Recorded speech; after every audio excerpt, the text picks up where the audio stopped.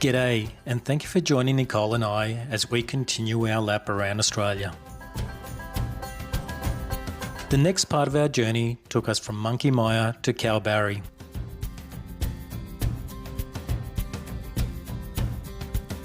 Kalbarri was our next destination. However, due to caravan site availability, we camped at Galena Bridge rest area on the edge of the Murchison River and the outskirts of the Kalbarri National Park for one night.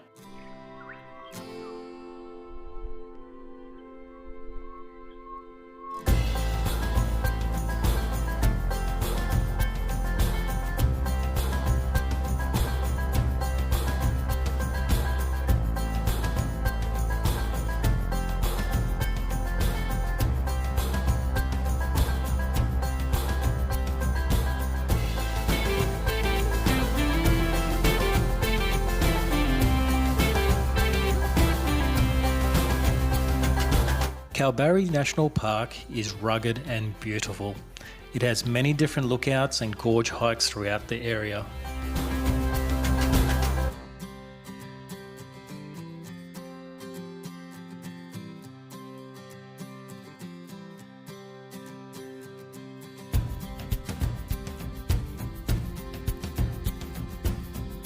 Park entry fees are payable on entry, but we were waved through as we had the annual WA Parks Pass.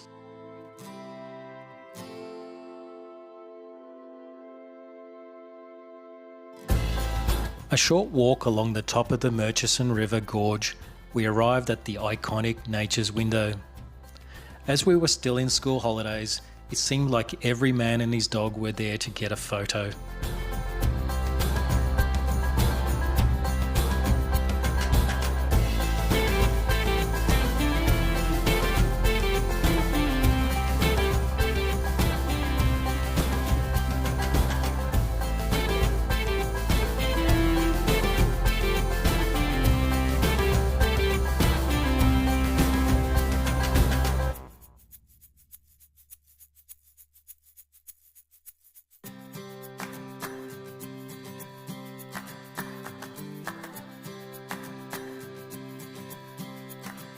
Wind-eroded sandstone has created a perfectly placed viewing portal to the Murchison River Gorge below.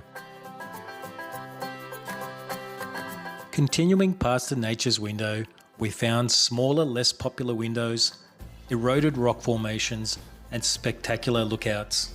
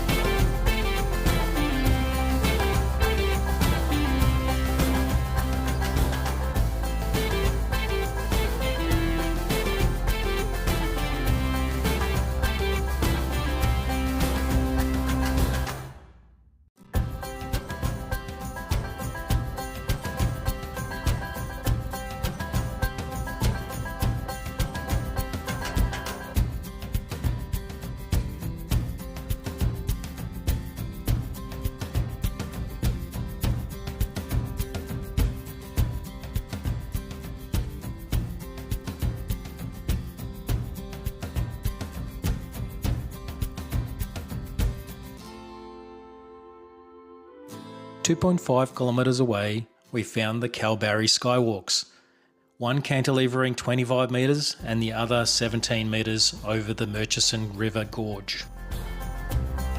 The cafe and gift shop Brew with a View sits between the skywalks and is the only place in Kalbarri National Park you can get food and drinks.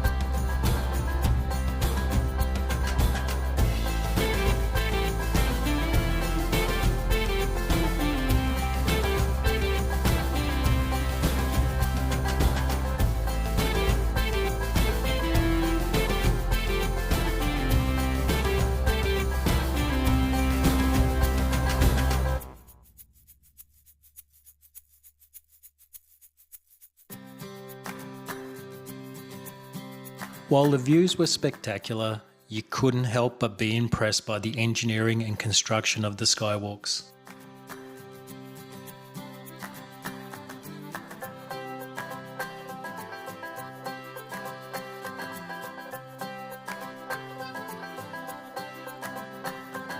The Kalbarri National Park has the four-ways and the Z Bend Gorge walks.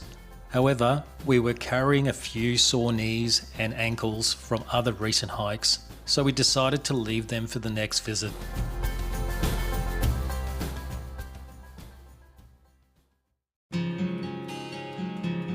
This rugged landscape has an abundance of wildflowers to enjoy. We stopped many times on the side of the road to take in their beauty.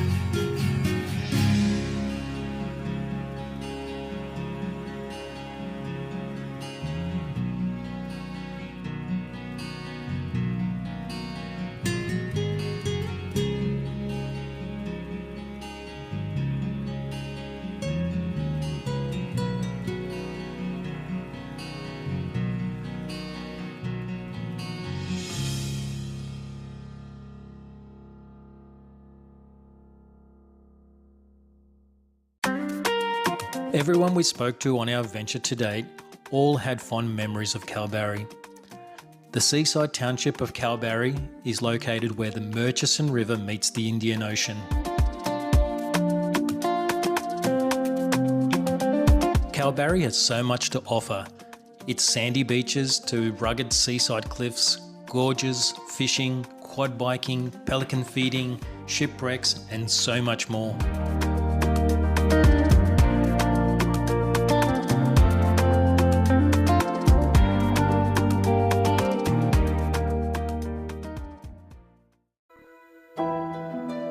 Kalbarri has natural wonders. The Pink Beach is just another.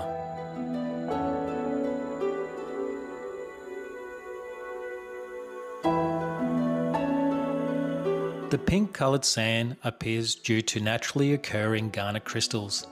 These weathered mineral deposits wash up, creating the unusually pink hued beach.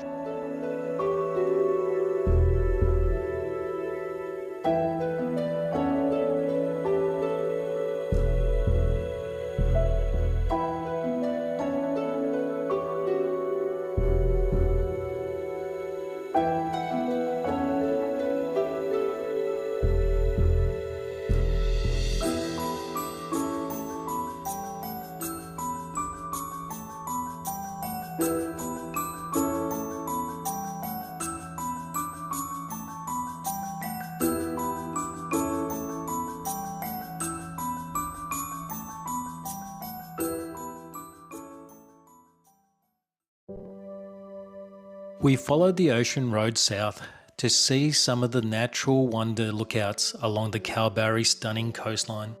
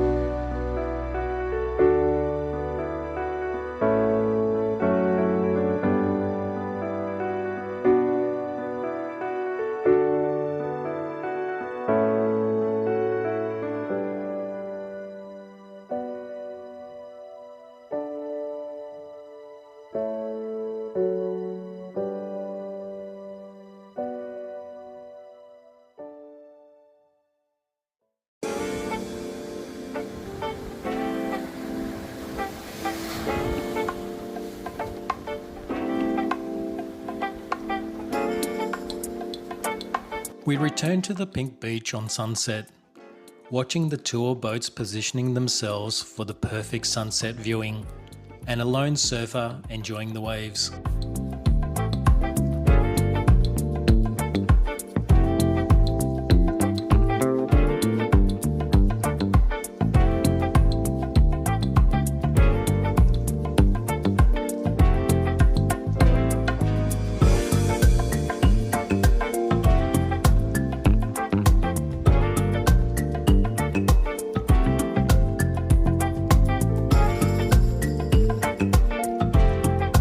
We were treated to some magnificent sunsets during our stay.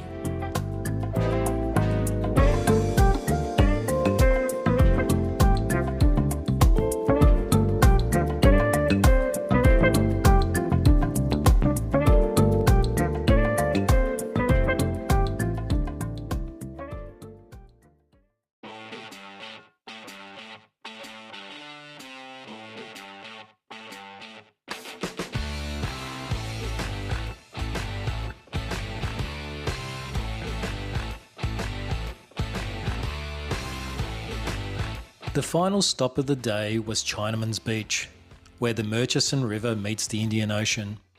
We stayed there until nightfall, watching the local drone fishermen.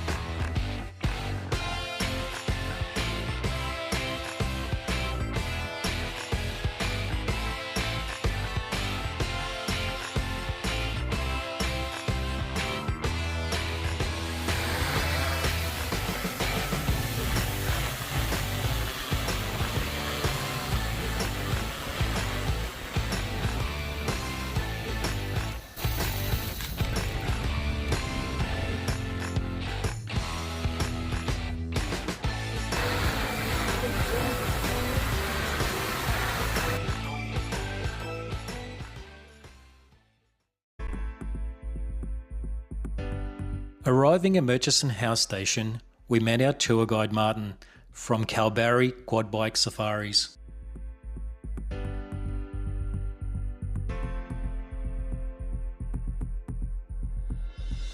After some riding instructions, we followed the lead quad bike along the first part of the track.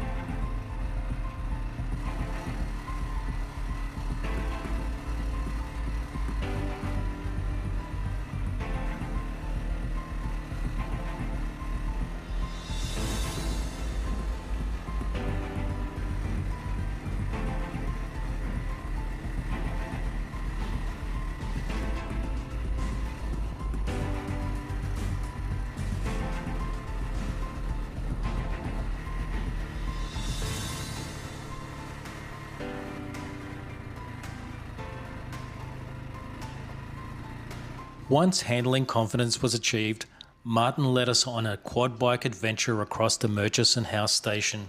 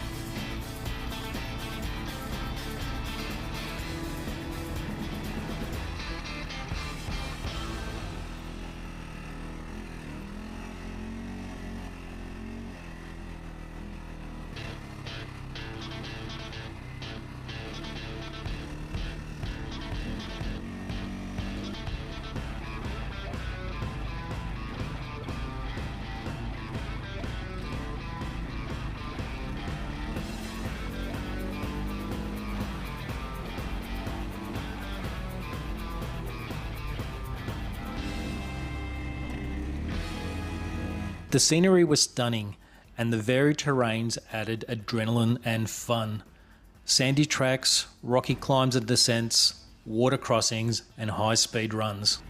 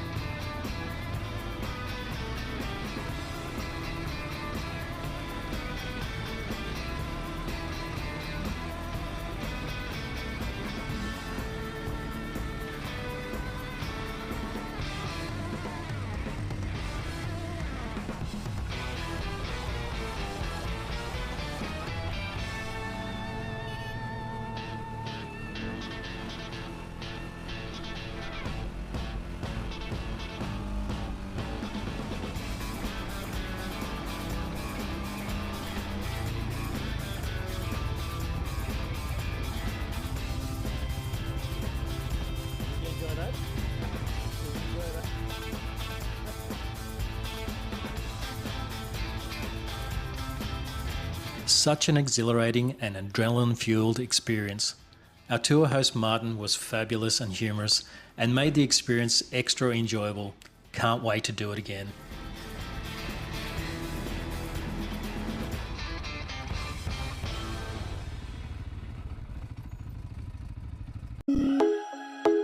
The following morning, we were up early to join the Kalbarri Rock Lobster Tour.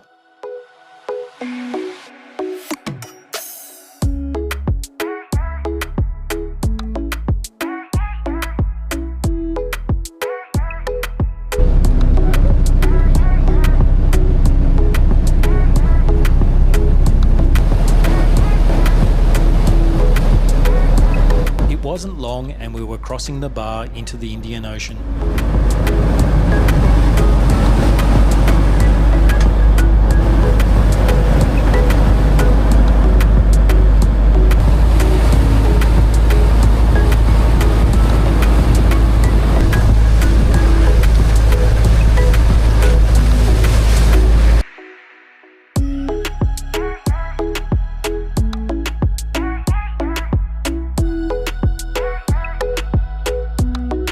The first lobster pot was hauled into the boat near the Red Bluff. That's the difference, guys, between having an octopus in your pot and not, or an octopus around your pot. So these pots are coming out of anywhere between 5 and 7 fathoms of water. Does anyone know what a fathom is? 6 feet to a fathom. We talk in fathoms, guys, simply because rock lobsters live on rock ledges. Those ledges generally run parallel to the West Australian coast, and they're generally in a fathom depth. So you can see those males, like I said, they always have those longer front legs, guys. This is a 76mm gauge, the carapace is his back section here to the front of the horns. Come in like that, it is a size lobster. I will walk around, it is a male lobster, they are his gonads there.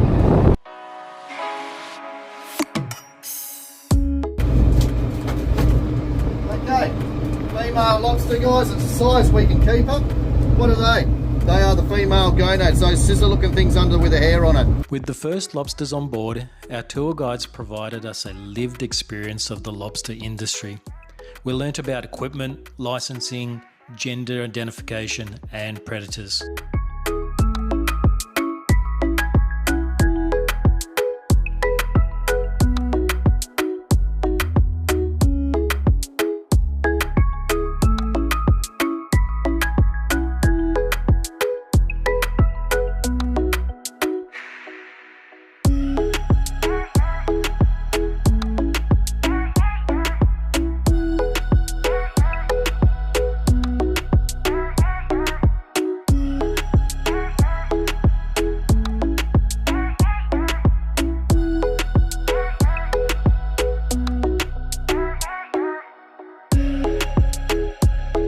Recreational fishers are required to distinguish their catch from the commercially caught lobsters by clipping the middle tail fin.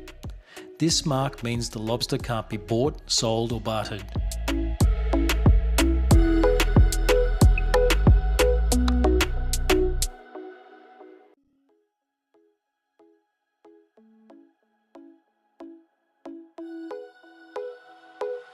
It's one of those predators I was telling you about, okay? An octopus. They do billions of dollars worth of damage to our industry every year. They are a pest that'll get used for human consumption or our fishing charters. We do not waste them, but we certainly do not put them back in the water.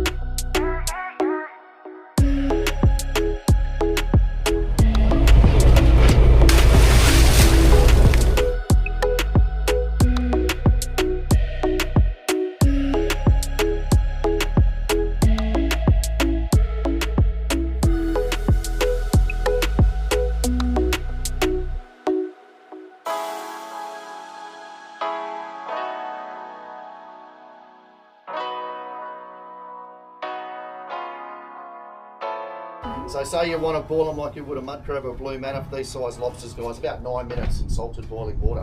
When you put a dead lobster into boiling water, it's going to go off the boil.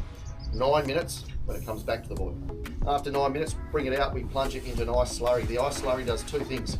Stops the cooking process instantly.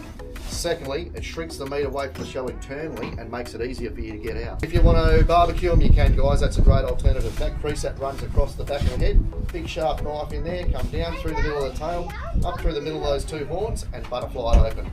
Clean the muck out of the head, put whatever you like on the flesh, guys, but the most important thing about a barbecue lobster, we never ever put it flesh side down on a barbecue, ever. If you do that, any juice or moisture in that flesh will get sucked onto the barbecue plate and they become dry, stringy and tough. The opportunity to take a couple of lobsters home was an unexpected bonus.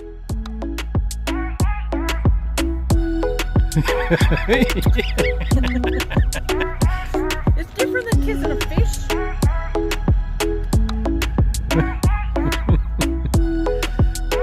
So we got two girls.